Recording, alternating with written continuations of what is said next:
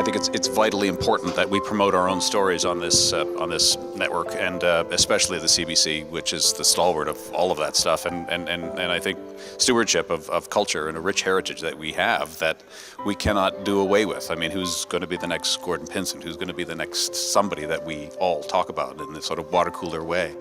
And it's coming. Republic of Doyle, terrific show, and so many others that are happening.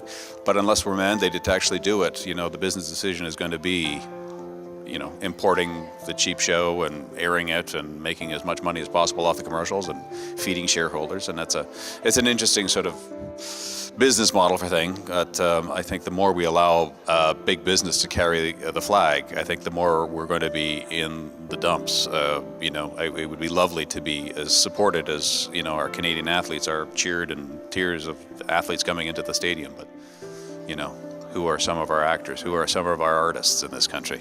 We need that. It's important. Well, I think sports is great. Hockey, obviously, the CFL is doing incredibly well. I'm fortunate to be at TSN, which is kicking butt. Sorry for the plug, but I mean, we are.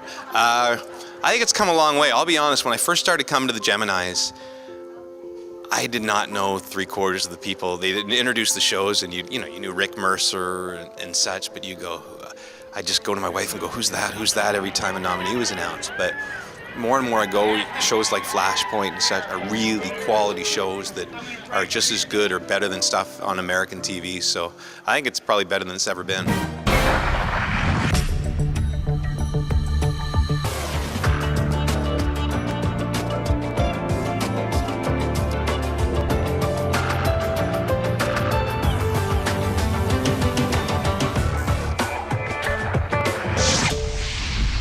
I think it's always an uphill battle. I mean, there's like Call Me Fitz, I think, is a great example of what can happen, like just sort of out of the gate. And I think if instead of trying to compete in the same styles that the Americans make television, that we create our own distinct style. Like I worked on a show years ago called Twitch City, which I thought was groundbreaking in the sense of how weird and great it was, but of course it didn't find an audience the same way. But I think one-offs and short 6 episode, 12 episode, one-off ideas are far more interesting than long-term things that are sort of half-baked, and I can't figure, I just think it has to, Flashpoint's doing great, and there's certain shows that's Rookie Blue. I mean, there's great work coming out, and then it's got to find a sort of a level of all that stuff as well within, across the board.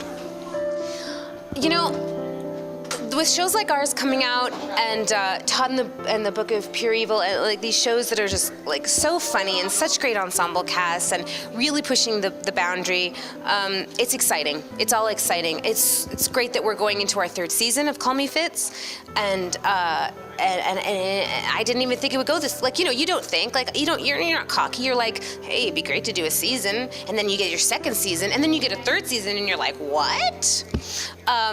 I just hope it keeps going, and that more shows push the boundary and sort of just sort of not what's expected in terms of, we obviously don't have sitcoms here like they do in America. So I think that it'd be great to just keep going. We have some of the best writers and actors here in this country, and it was just the originality could just keep growing. The Fitz family together again.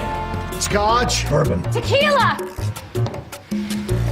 Vodka. Oh my goodness, Call Me Fitz is nominated tonight. They're being seen all over the world, plus it's a brilliant show. There's really great writing, really great cast. It's being done on the East Coast where they have amazing crews. Everywhere you look, the product is incredible. Numbers are up on both the CBC and the private networks, and it's a good time to be working in television. It's exciting.